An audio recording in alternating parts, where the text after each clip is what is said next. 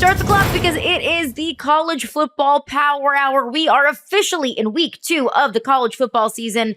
I am Caroline Fenton. He is Adam Breneman, and that is Jason Fitz. Hope that everyone had a great Labor Day. Hopefully better than the Florida State Seminole in your life, because man, does that team kind of stink. Week 1 is behind us, guys. How we doing? I'm great. It was fun watching Bill O'Brien last night come back to life in college football at Boston College and lay one on Florida State. We'll see how big of a win that is at the end of the season, depending on how Florida State finishes out. But I played for Bill O'Brien at Penn State, so good to see him back in college football where he belongs, building Boston College. Yeah, and here I am a couple of weeks ago at an event with a bunch of Boston College fans that are all like, what do you think, Boston College is going to sneak up on Florida State? I laughed at them. So my phone's just going nuts because, like, let's be honest, on this show, we've got a tendency here, like, we'll own our mistakes. I don't know how to prepare crow, but I got a whole bunch of it to eat based on what I thought would happen in that matchup. So the wheels have fallen off for Florida State. The wheels are obviously rolling for Boston College. That's a big win for BC. That's one of those identity wins. Like, while we're talking about how bad Florida State is, we do need to tip the cap to a little bit to what Boston College was able to do. Yeah, for a program that I don't think anyone expected to do anything in the ACC this year, that coaches have left because they've just viewed Boston College as kind of a dead-end job. You look at Bill O'Brien coming in week 1, game 1, and kind of slaying the dragon that maybe doesn't look as intimidating of a dragon as we thought just a few weeks ago. But Boston College and Georgia Tech, 2 of the top teams in the ACC, just like we all expected. Just like we drew it all up. We got the AP poll rankings come out on Tuesday. Let's play some Goldilocks rankings. As we know, Goldilocks and the Bears, too warm, too cold, just right. Let's look at the AP poll. Who is ranked too high, too low, or just right? Adam, we'll start with you. Who's too high on the AP poll rankings? Man, this one was tough. It's tough to do it after week 1, but I'm going to have to go with Michigan as being ranked too high. And it's hard for me to do that as a Big Ten guy, but hear me out. Michigan barely gets by Fresno State. I try not to look too much at these week 1 results when you got a powerhouse playing a lower tier team, just because you're working out the wrinkles, but it's more about how Michigan played in that game, really on the offensive side of the football and just their talent on offense. We know the defense is elite at Michigan, but in the Big Ten, you got to score points to win football games, especially after what we just saw from USC and what we saw from Penn State. This is a offensive Big Ten football league. You got to be able to score points. And Michigan, I don't think is going to be able to do it. Their quarterback situation is a total mess. Former walk-on Davis Warren was named the starting quarterback, was the starter for week 1 against Fresno State, getting the nod over Alex Orji, their 4-star recruit, who everyone's been excited about in that program. Just the fact that Warren started over Orji tells me the coaches don't feel great about the quarterback room. They don't feel good about the talent that Alex Orji has. They don't feel good about Orji leading Michigan to wins and to a Big Ten championship. So that's concerning. And then Warren goes out and goes 15 to 25, 100 some yards, and throws an interception. That was good enough to beat Fresno State, but it's not going to be good enough to beat Texas. It's not going to be good enough to beat USC and Ohio State. Not going to be good enough to win those games. So if you don't have a quarterback in the Big Ten, you don't have a chance. And on top of that, Donovan Edwards, the run game was poor. Donovan Edwards had 11 carries for 20 some yards. So I'm not sure Michigan's even a top 15 team right now, and they're ranked number 10 on the AP poll. I think we'll see those rankings shift around after a couple weeks of Big Ten play. I think the most surprising part look, I went back and rewatched that game to try and figure out what I missed. And you want to talk about a line of scrimmage that never moved. Like, there was never a spot where Michigan was reasserting and reestablishing where the line of scrimmage was, which I thought was a problem. And you mentioned Orji not being the starter. I think even the bigger part of it is that at some point they didn't make a change. When that offense had absolutely no rhythm, and for them to have not made a change told you that they don't believe in the guy that's sitting there behind him. So I was stunned by that. I went back and rewatched it to try and feel out whether or not it felt as awkward on the second watch. And it did, man. Like, it felt like the entire thing was just out of sorts for them. And we've talked already about culture and identity, 2 words that, like, on the Power Hour, you can take a shot every time we mention them, Caroline. But this team right now does not have any offensive identity. I have no idea what they're trying to accomplish. So I actually agree with you, Adam. I think they're a little too high. I don't disagree with that. And I saw a tweet that made me laugh, and I thought it was the perfect kind of encapsulation of Michigan's game on Saturday. And it was Sharon Moore on the sidelines, like, looking just like very confused, very just shocked at what was in front of him. And the tweet said, "Where's that little bald guy that gave us all the answers?" Because, like, that really was Michigan's calling card last season. Not just Connor Stallions, but being so physical and bruising at the line of scrimmage on both sides of the ball. And we knew that Michigan was going to go through, I don't want to say rebuild, but a little bit of a retooling. You lose your starting quarterback, you lose Blake Corum in the run game, you lose so many pieces defensively, and obviously you lose Jim Harbaugh, your head coach. So I knew that there was going to be a little bit of a learning curve. But to go from Michigan being so dominant in the trenches to then kind of getting pushed around a little bit, not asserting their will against a Fresno State team whose calling card is not being as tough as Michigan is in the trenches, I think that was a little bit of a shock to me. So I'm with you there. And kind of in that same reasoning, Adam, that you think that Michigan is ranked too high, I'll go ahead and say that I think Oregon is ranked too high. Just for reference, Georgia gets the top spot, Ohio State 2, Texas 3, Alabama 4, Notre Dame rounds out the top 5, Ole Miss 6, Oregon is at 7, Michigan is ranked 10th behind Penn State and Missouri. That did not look like a 7th ranked team in the country to me.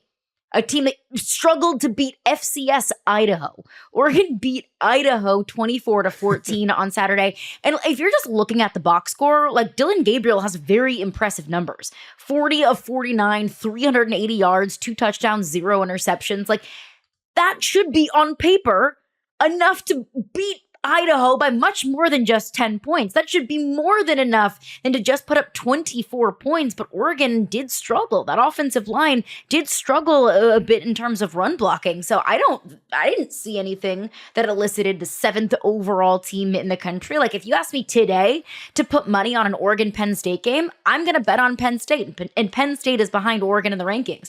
I would take Miami, USC, even Tennessee at 12, 13, and 14 respectively over what I saw from Oregon on Saturday. I got to disagree with you on this one, Carolina. I think, and it comes back to what I just said about Michigan. It's about the quarterback play to me. Mm-hmm. I agree that the performance by Oregon was embarrassing. I mean, to be that close in a game, I turned that game on TV. Bad. I wasn't even following it, and I'm like, wait, Oregon could lose to Idaho? So definitely embarrassing for Dan Lanning. But this Oregon roster is one of the most talented rosters in the country. I think 4th or 5th in the composite rankings for talent. Dan Lanning is one of the most elite coaches in college football. This team is so well coached and is going to keep getting better and better from a discipline standpoint. But the factor that makes them so elite is Dillon Gabriel. Dillon Gabriel is a winner. He's a special quarterback. He's won his entire career, was 41 of 50 on Saturday. And he's got a great offensive coordinator in Will Stein, who coached and developed Bo Nix. So I still think Oregon's a top 5 team in the country. And I really don't think there's many coaches in college football who want to play Oregon, despite what despite what just happened. I mean, I think they were number 3 before week 1, dropped 4 spots to number 7. I still think they're top 5. And I think this close call is what they needed to make sure they don't listen to their own press clippings. I asked Dan Lanning at Big Ten Media Day, I said, Coach, a lot of hype around your program right now. And he said, the good thing about hype is that it has nothing to do with the people inside of our program and that we got to go out and win football games. They clearly listen too much to the hype, but I still think they're a top 5 program. It sounds like you don't agree though. I think that they can be a top 5 program. Absolutely. I mean, I picked Oregon to be in the national championship game at the end of the season, but rankings are based off of what we have seen. Rankings aren't based off of what we think a team can be. Rankings shouldn't be, I will add, should not be based off of what we think a team can be. Shouldn't be based off of, well, we like your quarterback the best, or your quarterback completed the most passes. It's about what we saw on the field on Saturday. And look, I know AP poll, college football playoff rankings, they're all incredibly flawed. Like they're all incredibly biased, and a lot of it is motivated by preseason perception, and that's not always necessarily fair. But I'm looking at it from what I saw on Saturday compared to preseason rankings. And what I saw on Saturday was not a top 10 Oregon team. Do I think that Oregon has the horses and the coaching to be able to be a top 5 team at the end of the season, a top 12 team to get into the playoff? Absolutely, yes, I do. But that's based off of nothing except my expectations rather than what I saw against a drastically inferior opponent in Idaho. Yeah, but okay, a couple of things here. Number one, I'll admit that people listening might think, okay, what a hypocrite. I just sat here and talked about the eye test for Michigan, and I'm not going to talk about it for Oregon. I think the difference is the carryover, right? Like there are things that we know about Oregon that we don't know about Michigan yet. So we do know the coaching staff. We do know some of what that offense is going to look like. We do know Dillon Gabriel. We know all these things. And also, Wasn't it just a year ago right now that Alabama struggled against a lesser opponent? And we all used that as a reason the sky was falling and Bama wasn't going to the college football playoff. Like this just sort of happens. I mean, that Oregon game to me felt like a team that just didn't care. And at some point, you have to have that little extra charge. You have to have that little extra something in your tank. They got through that game. I'll give you that all day long. But it doesn't change the way I feel about Oregon, Ohio State. I mean, Ohio State watched their quarterback get hit over and over and over by Akron. I'm not going to turn around and say that suddenly means the sky's falling. There were fatal flaws for several teams. And if the rankings are based solely on what we saw, well, how can I judge a team that played a cupcake that absolutely has no meaning in any of this? So I know that's what Oregon did also, but it feels like week one is just impossible to take anything too seriously from that, Adam. And I think the difference for me between the Michigan win and the Oregon win is that I can't see a scenario where Michigan goes out and consistently scores 35, 40 points a game after watching that.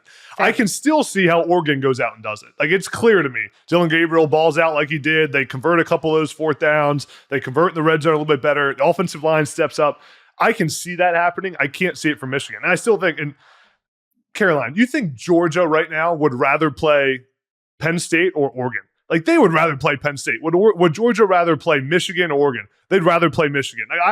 Oregon is not a team anyone in college football wants to play right now, and I think that tells you more about where they should be ranked than anything. And that is fair, but still I will go back to the tangible versus the intangible. Sure, yeah, we all think that Georgia would rather play Penn State today over Oregon. I'd rather play Drew Aller. No disrespect to Drew Aller, but I'd rather play Drew Aller over Dillon Gabriel. But the tangible things that we know, the actual quantitative data that we have to go off of is Oregon's game against Idaho, where they did struggle. And look, week one, I believe, is a fallacy, or very much so can be. Sometimes you need those tune-up games. Hat tip to LSU. Maybe consider that once in a while. Tune-up game, week one, a thought.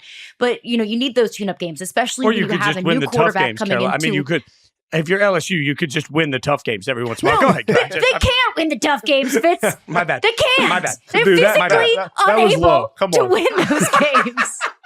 They can't do it.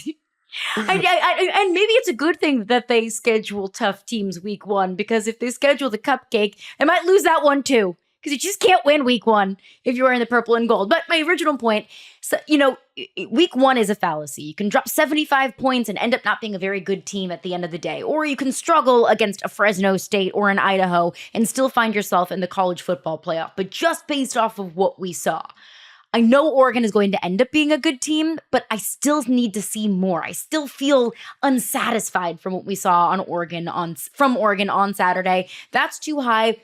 Fitzy, who's too low? Okay, so this one's easy, and we were just talking about it. Penn State. I asked on Yahoo on one of our TikTok reactions to the AP Top 25, what the hell's the point of playing anybody? Like, because last time I checked, Penn State went to West Virginia, a true road game against a team that is supposed to be good. And they went in there and they dominated and they showed us this level of offense we've been waiting years for. Drew Aller pushing the ball down the field. It was beautiful. Like, we saw the new magic of a new offensive coordinator for a team that looked absolutely great. And for that, they got a net 0. They didn't move at all. Like, at least Notre Dame put their you-know-what's on the line and they moved up a couple of spots. Like, Penn State got no benefit for actually beating a bona fide opponent. And I can't make that make sense in my mind. Like, what's the point of having these polls if you go out and you win a valuable game and you don't move up at all, Adam? I think Penn State was wildly disrespected this week. I'm with you, and I'm with you. And I think if they go out and do it a couple weeks in a row, the committee's going to recognize that, and everyone's going to stop thinking of Penn State as the team that can't win in the big moments. I mean, that's what everyone thinks about Penn State right now. When you think Penn State, you think of good team, wins the games they're favored in, and then loses to Ohio State and Michigan. So I think it's going to take a little bit more to get that out of people's mind, out of the AP voters' mind. But the reality is what you just said, Fitz. To me, Drew Aller and the way he played is the biggest boat of good news that Penn State fans could possibly have. I mean, at quarterback, you need someone who has confidence and swagger and injects that confidence in your program. I don't think Drew Aller did that last season at Penn State. I think when Drew Aller had the ball on critical moments and fourth down on 2-minute drives, everyone kind of looked around and was like, are we going to score here? Like, what's going to happen? Where now, seeing him in that game, the biggest play of the game, and I heard James Franklin talk about this in the press conference, was Drew Aller ran the ball down the Penn State sideline, and he stiff-armed the defense, a linebacker, and lowered his shoulder, running over a safety. and got up and kind of started pounding his chest and talking crap to West Virginia. That moment, I think, is where everyone on that Penn State team said, that's our quarterback. That's our guy. And that's the kind of confidence Drew needs. And he needed to give Penn State confidence. I think now moving forward, having a quarterback that everyone believes in that program and that the whispers are kind of done with, having that kind of performance is going to be critical moving forward. Can I pull up a soapbox? Because, I'm not very tall. So I'm going to pull up a soapbox. I'm going to get on my soapbox for a second. And I'm going to yell this to the top of my lungs. In sports, and I don't care if we're talking about college football, the NFL, the NBA, because I yelled this over the summer too. In sports, I do not care what you did last year, 2 years ago, 5 years ago, this narrative that they just can't win the big game. The people on this roster have nothing to do with where that narrative was created. I said this to Celtics fans that sat there and said, well, Boston just can't win it. Yes, they can. Turns out, guess what? They did, right? Like, at some point, we have to realize that even though we as fans and as media come in and we say same old Penn State, we say same old whatever, we assign that like it's real. It is not real in a locker room. It's not real for those guys that play. It's not real for the players. It's an entirely new group. So for me, anytime somebody says, well, Penn State's going to choke because that's what they always do, that is the laziest, softest narrative we can have in media, in sports, and as fans, because this year's team is nothing like last year's team. And I don't entirely disagree with you, Fitz, because I am always under the impression that the expectations of last year shouldn't always be the expectations of this year if the same roster or coaching staff doesn't match. But also, perception is reality. Like, Ryan Day will have this brand on him that he can't win a national championship until he does.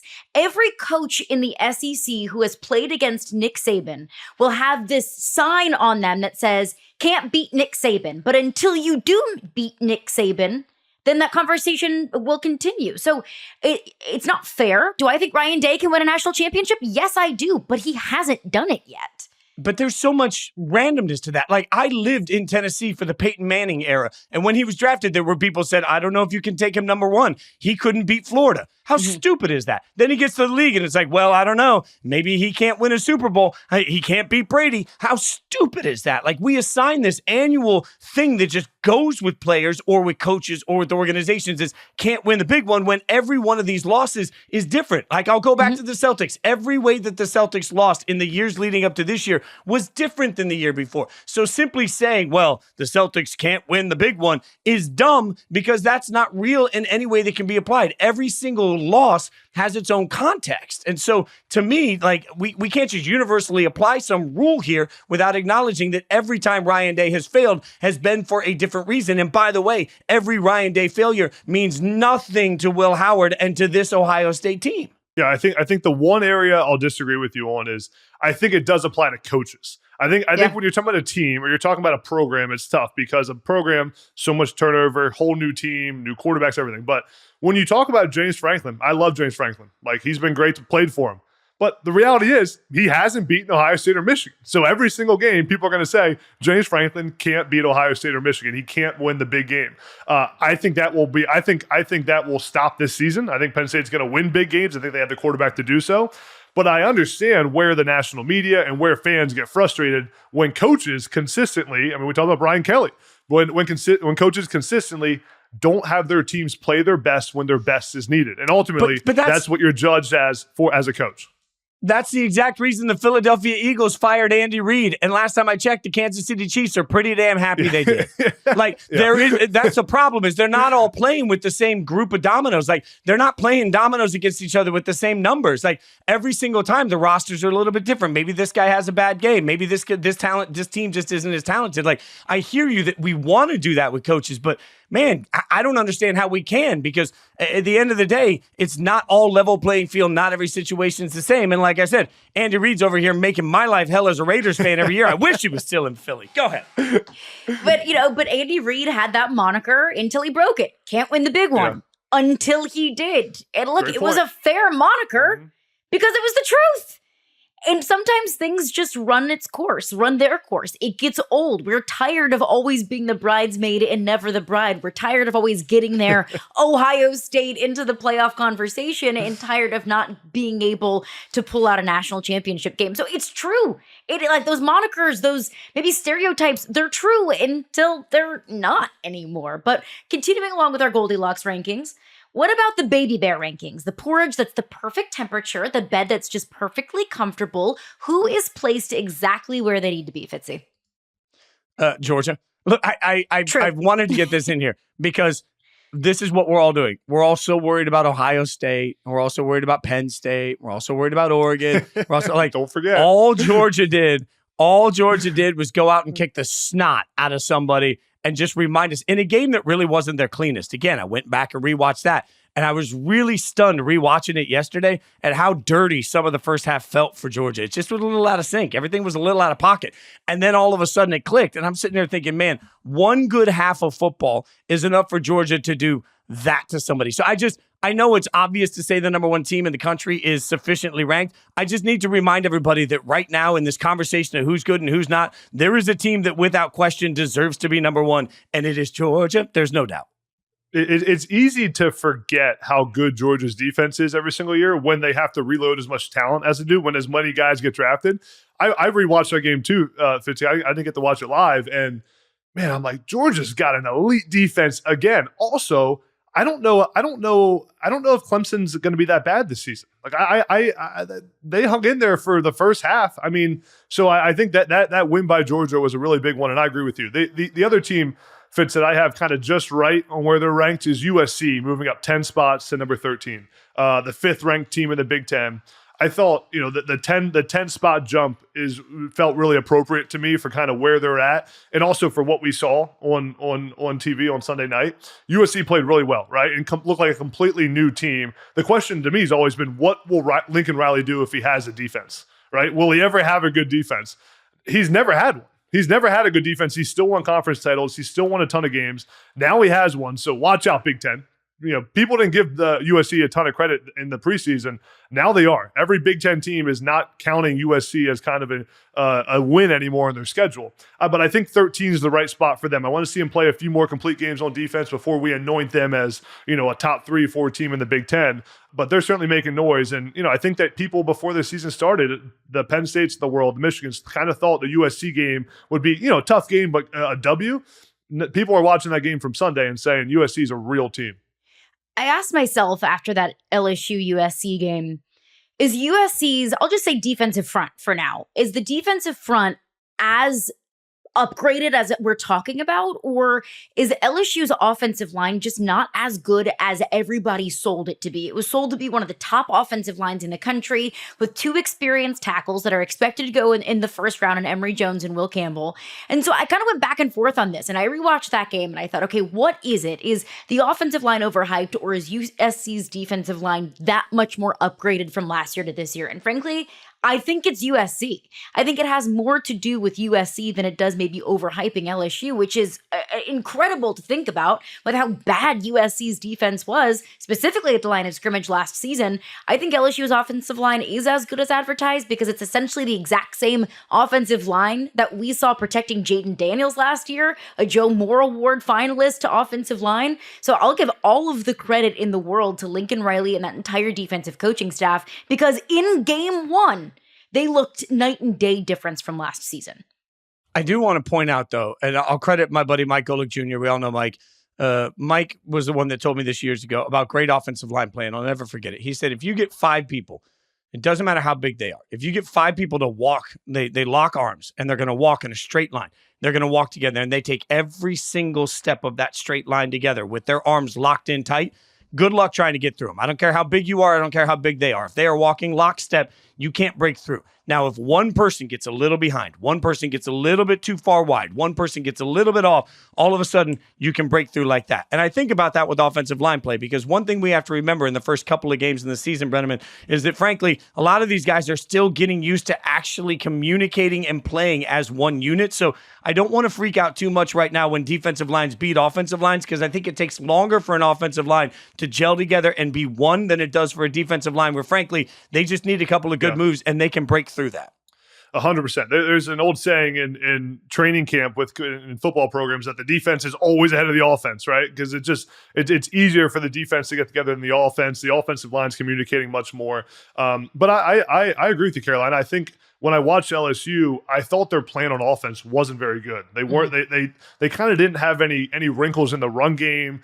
They weren't able to execute. They didn't put their players in good positions. I thought they just were lacking a little bit of creativity, a little bit of spice in the run game for me. So I think that's true. But at the same time, the thing that was exciting about USC, there's tons of areas for improvement on that defense. Like they're still not an elite defense. Let's make that clear. But they made stops and played extremely physical when they had to in the biggest moments of that game. And for a long time, we just haven't seen that at USC. Like when I spent 2 years at Arizona State coaching, we always talked about when we played USC, they're not tough, they're not physical, and they're going to quit. That's what we said. The whole locker room said it. They're not tough. The guys in LA aren't tough. But they proved that that's not the case. And when they had to bow up, they bowed up. But Caroline, I think your point's a good one, that LSU did not play very well on the offensive side of the ball either.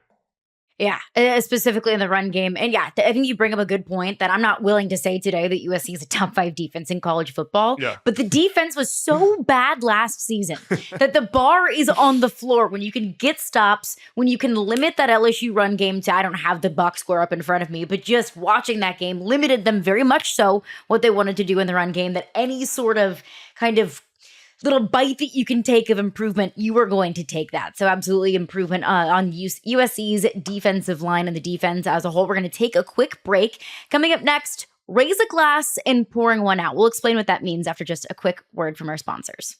All right, welcome back to the pod, the College Football Power Hour. For those who are not familiar, our namesake, the Power Hour, is in fact a drinking game. Power hours for me look a lot different now than they did maybe a few years ago. So in honor of our namesake, we're going to play a game of raise a glass or pour one out. Now, Fitz doesn't drink, and Adam has the physique of someone who's never even looked at a carb. So me as the low doer of debauchery on the show, I got nothing for that. I will explain. Wait. I don't drink, and Adam looks great. That's what I just. What are we doing? You look great too.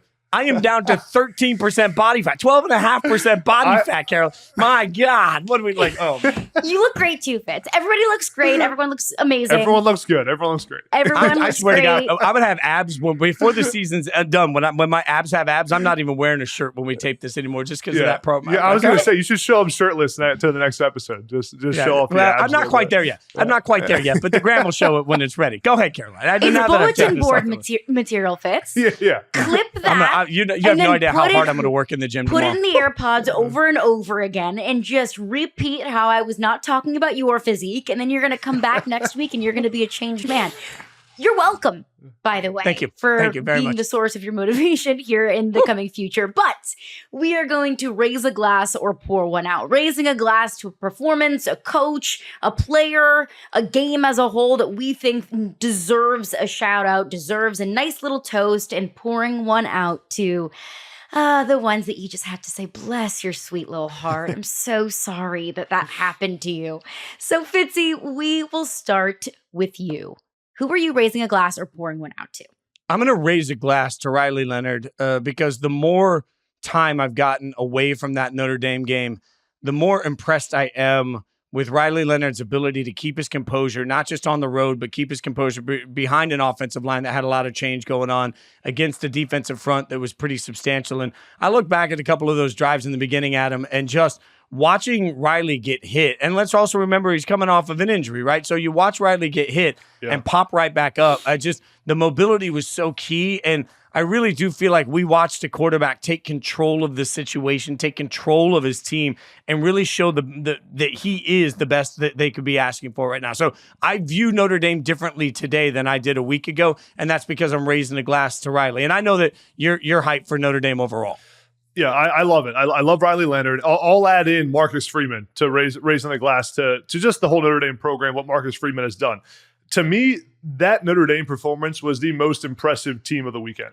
To go into the most hostile environment in college football, one of them, my Penn State fans will get mad at me for saying it, one of the most hostile environments, to go on the road there and to play the way they did and dominate that game was just a testament to how Marcus Freeman's building that program. And remember, when Marcus Freeman, there was some chatter around him last year. I mean, like, he got that job, hadn't been a head coach before. The players wanted him to get it, but the boosters, and there was a lot of noise around him and whether he was the right fit or whether he is the right fit there at Notre Dame. I think he proved he is. And when you look at it, you just said it, Fitz. Riley Leonard is exactly what they need at quarterback.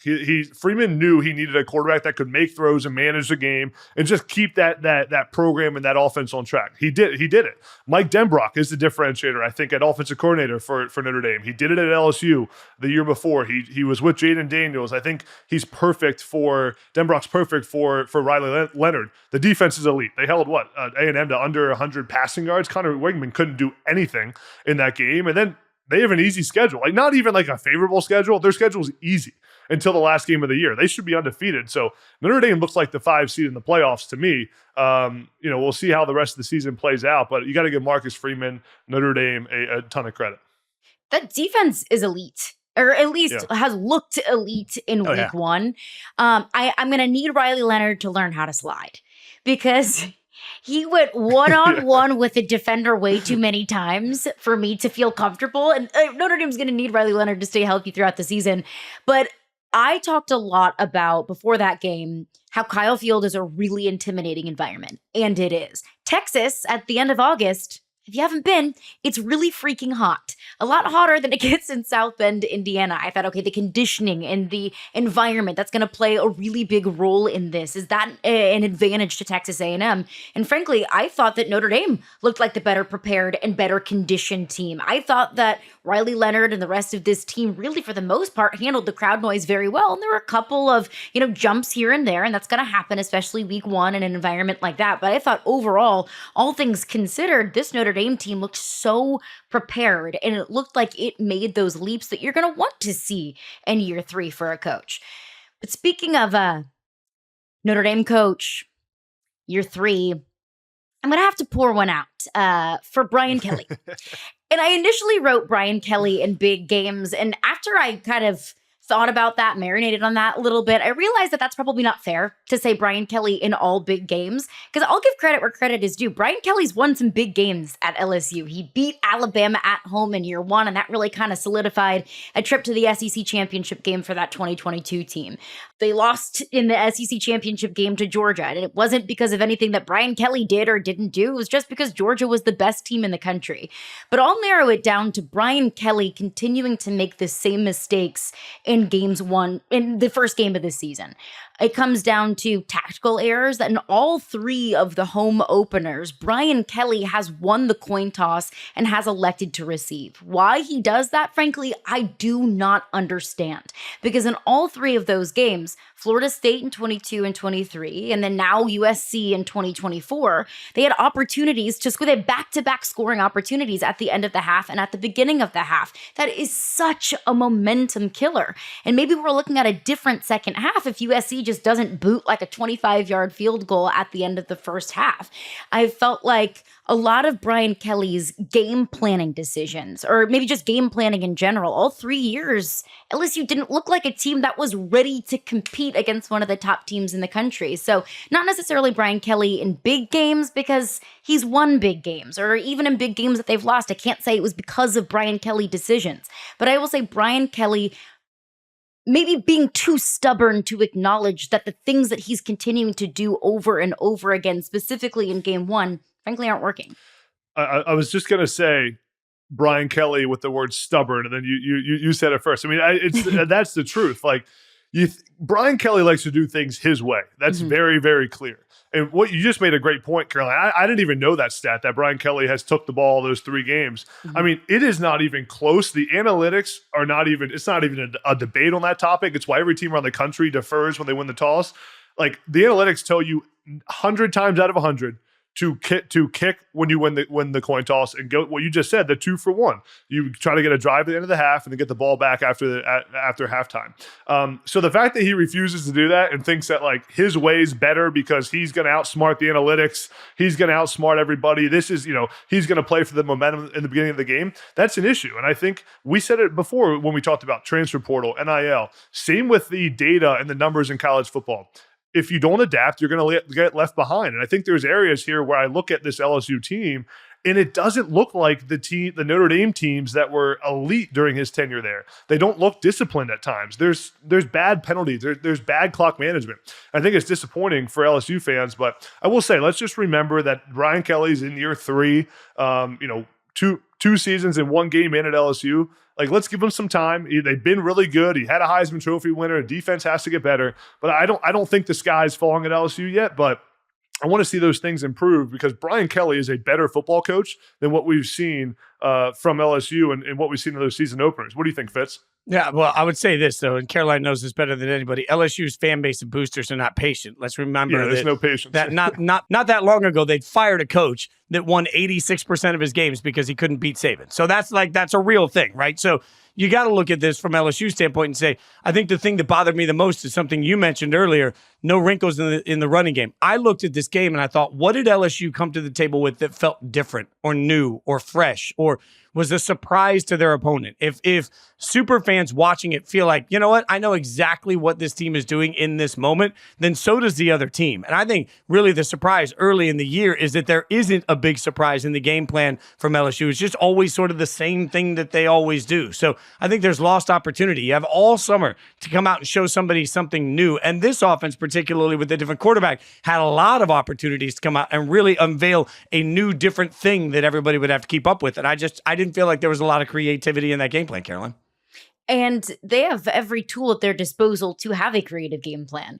You know, a quarterback that has the ability to make surgical throws, placing them in the exact position with the exact touch that needs to be on it. You've got receivers that are incredibly talented. You have an experienced offensive line, really good offensive linemen. You've got 3 starting caliber running backs. You should have every tool at your disposal to be throwing things at these defenses that they don't expect. But last but not least, final pouring one out, Adam.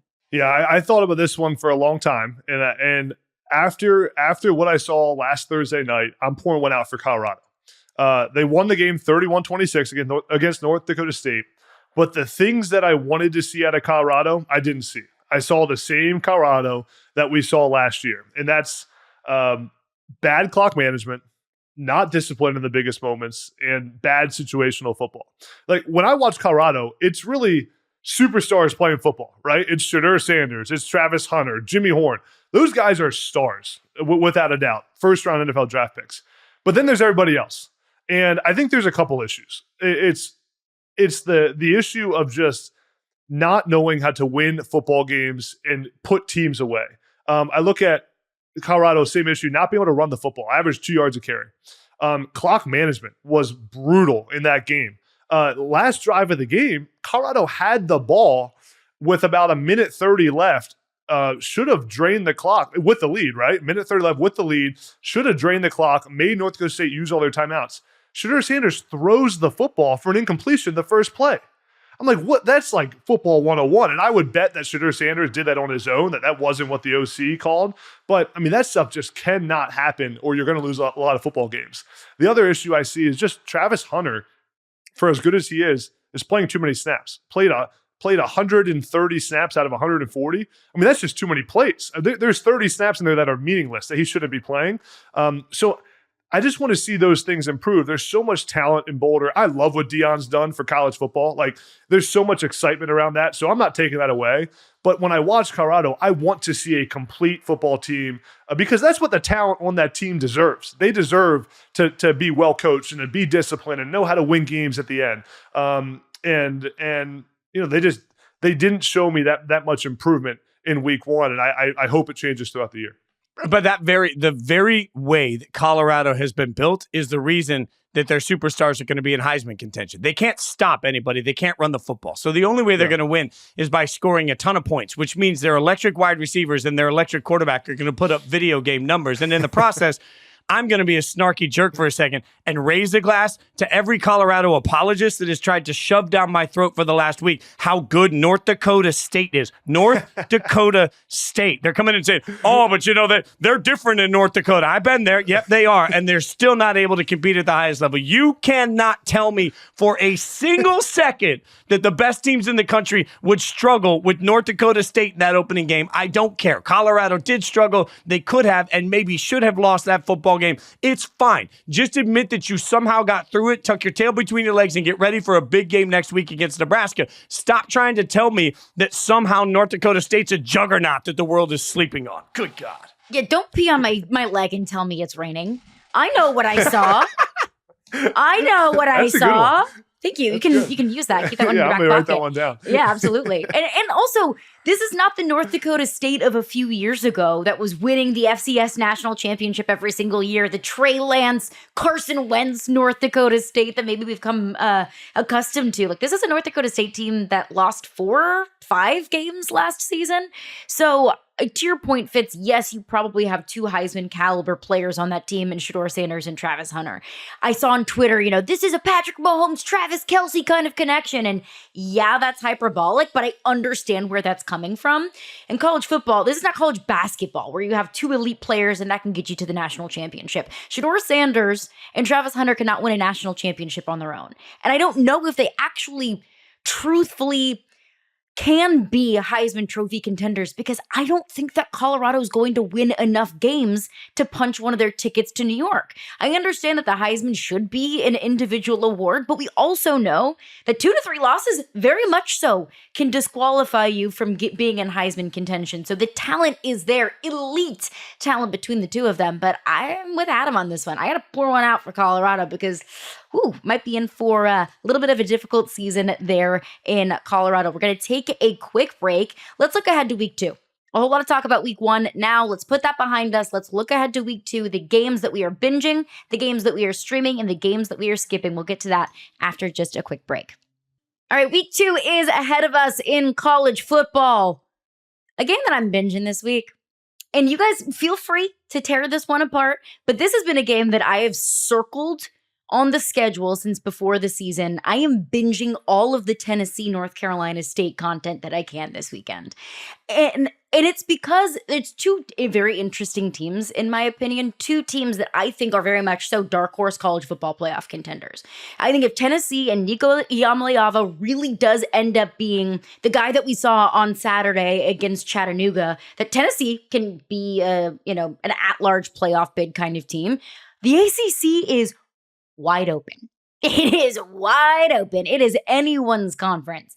So I think North Carolina State can absolutely be in the playoff conversation as well, just because of how open the conference is. And because I think they have a good team. And they did struggle a bit. I think they had Western Carolina last week, and they were down at the half or struggled a bit in the first couple of quarters. And I get that. I understand you have a new quarterback that's coming in, that's learning the receivers and learning the offense.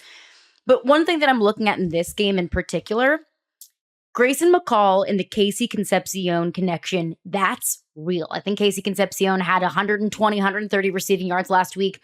I would say the biggest weakness on Tennessee's team is their secondary. Wasn't very good last year. I think they lost maybe 10 players in the secondary in this past offseason. So they've got a lot to replace. They don't have as much depth as maybe they did over the past couple of years. That's the one wart that I would say today is on Tennessee's team. So I'm looking at that. I'm also just looking at Nico Iamaleava's first true test in the 2024 season. So give me all of the Tennessee, NC State, and Charlotte.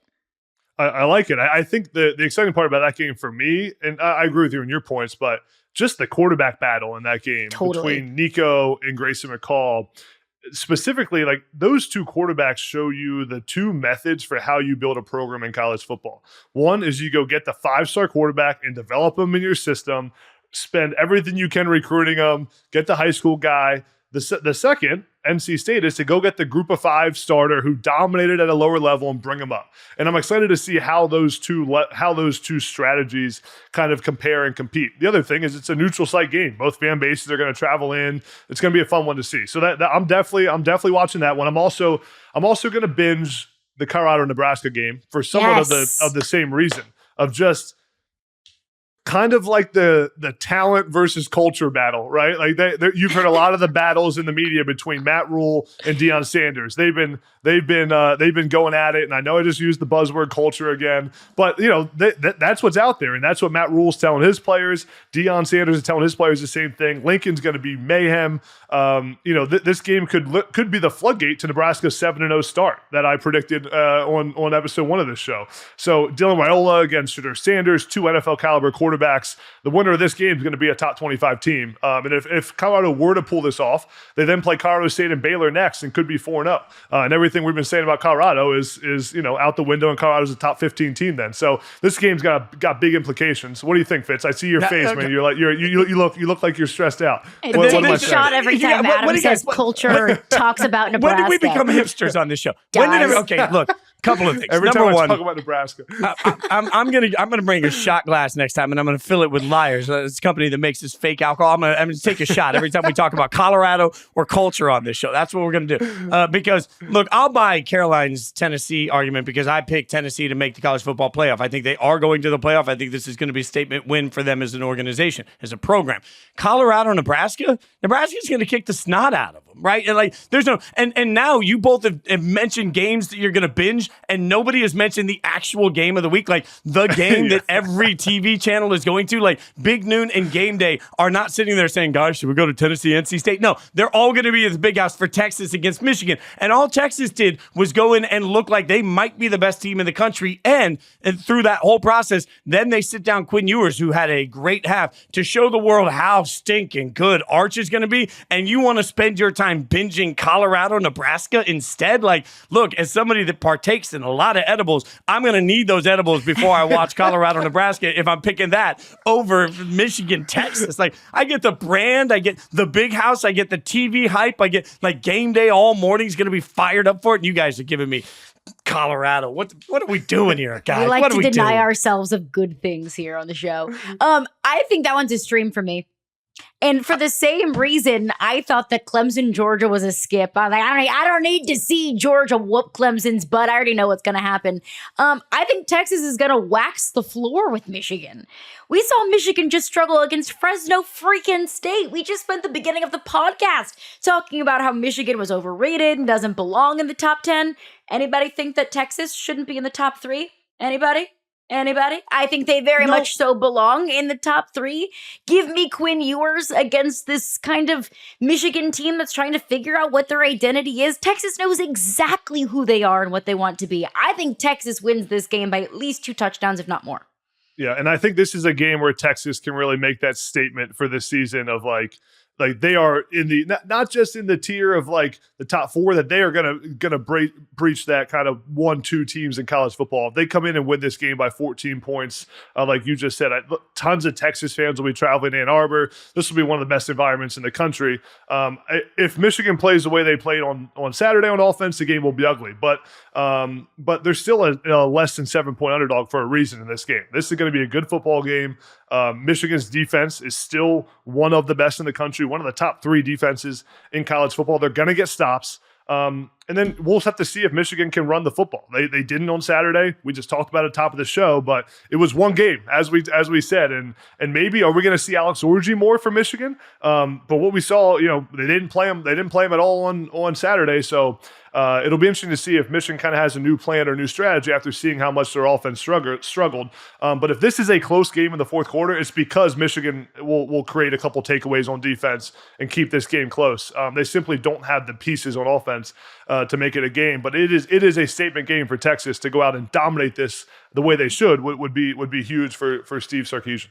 Yeah, I just love drama, right? And I'm going to get that no matter what in this game, because if Texas somehow falters, as good as Arch looked, if Quinn goes in and just absolutely lays an egg in the Big House, everybody's going to be calling for it, right? If Michigan gets absolutely decimated, and I'm with you, Caroline, I think, if you're asking me, I think it's about a 20-point win. And if that happens, now we're going to have, is the sky falling? Is Michigan football now not going to be a prominent program? All of the yelling and screaming that will happen about that is a beautiful thing. Plus, it is still Texas at the Big House, which, in my mind, the College Football Playoff Committee, I can already hear it in my head when at the end of the year, we're talking about Texas' schedule, and they're going to say, well, that's still a valuable win going to Michigan early in the season.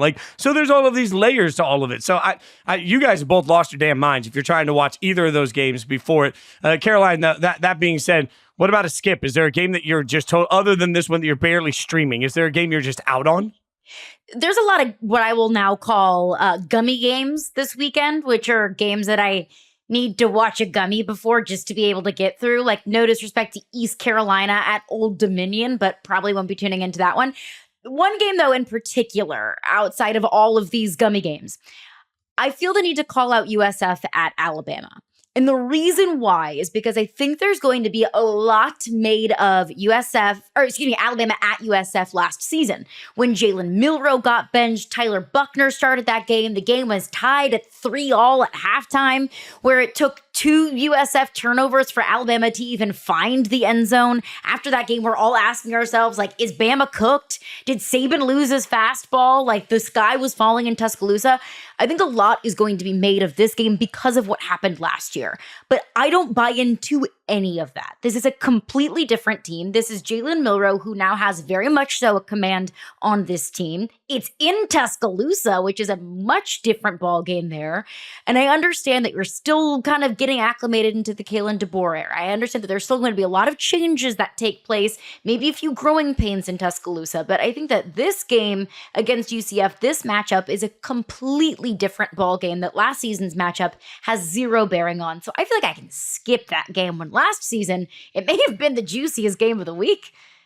Caroline, I agree with you that Alabama is going to win this game handedly. But if you love college football and you're excited about the future of college football, I would recommend watching USF play because I am bullish on South Florida and what their head coach Alex Golesh is doing. It's kind of a sleeping giant in college football. Listen, this game's not going to be close, but it is exciting because South Florida soon will be in a Power 4 conference. Tons of rumors around college football about them moving up to the big leagues. They're building a new stadium. I was out there this summer. There's a lot of hype around that program right now. So I think it'll be cool for fans just to see South Florida play a team like Alabama and look at what the future of college football could look like. You think about a place like South Florida in Tampa, like there's no reason that shouldn't be a powerhouse program. But to your point, Alabama has looked ridiculously good. You guys know how I feel about Kalen DeBoer and being a winner, and Jalen Milroe played over 15 freshmen in the season opener. I mean, it's a young team that I think will play at a really high level this season. And don't doubt Kalen DeBoer. He's going to win a lot of football games. I think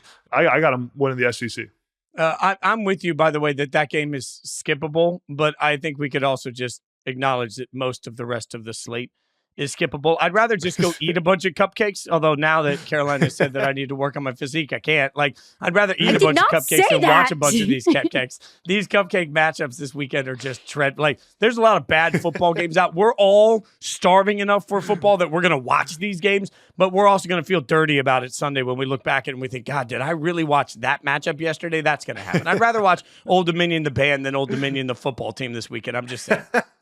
Yeah, I'm a sicko, but I am not so much of a sicko that I'm going to take part of my Saturday to watch Merrimack at UConn. Okay, like yes, that's a skippable right game. down the road. What and are we that doing? goes That's the home without opener saying. here. That's a good game. Jim Mora at UConn. I mean, that's good football. Maybe I'll you go to guys that one. be my guest and report back because I cannot wait to hear the riveting stories and storylines that come out of that game. It's got to be free for that. God. I mean, at least free waters and free beers outside of the stadium to bring the people in. That's enough. You know, we're simple creatures. As we mentioned earlier in the show, the College Football Power Hour, our namesake, is a drinking game. So we'll end every show with our chaser, a little something sweet to make the burn go down a little bit easier.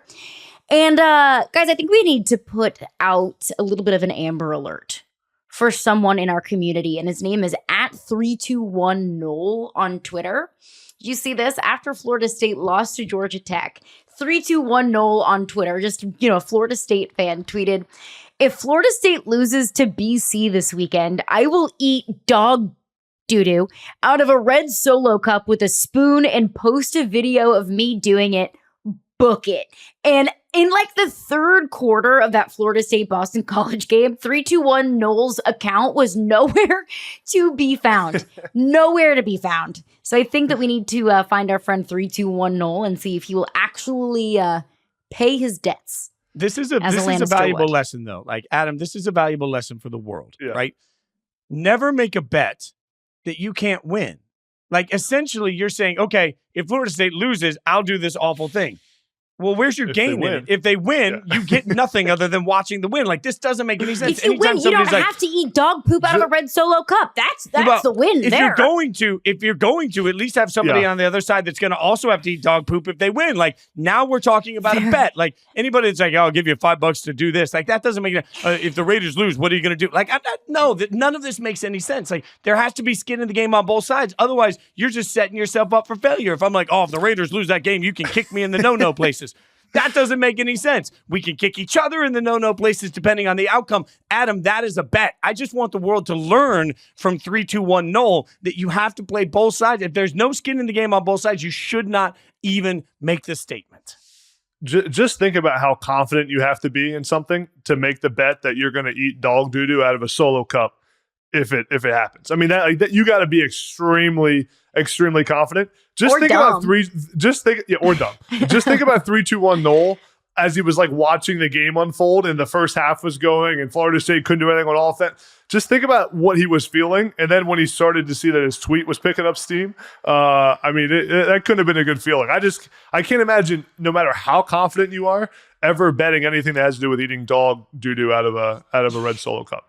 I can't imagine what would go through your mind to make you do that. I love the way that this show has tried to handle the word instead of like doo-doo. Poop, I know. I can't believe I just said that. We're all saying these all like we are children. This show is children. Like other shows on Yahoo, they would just say the word over and over again. It would be peeped out. We're not allowed to say it, right? We're doo-doos.